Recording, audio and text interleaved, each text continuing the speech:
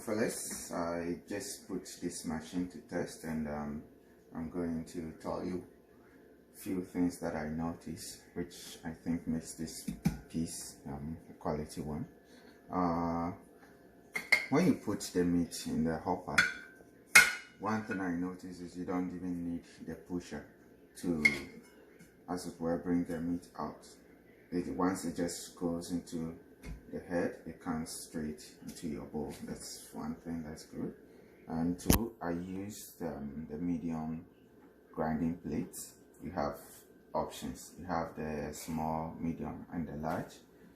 And one other thing that it cannot go unnoticed is the fact that even when you use the pusher to press the meat, the sound of the machine is the same.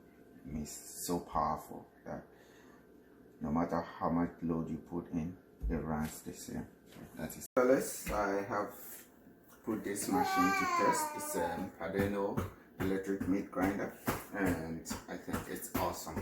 And anybody who spends time in the kitchen would love to have one. I've already spoken about the features and the things that I think is perfect for the meat grinding. So I recommend it for everyone to go for that. It's a go.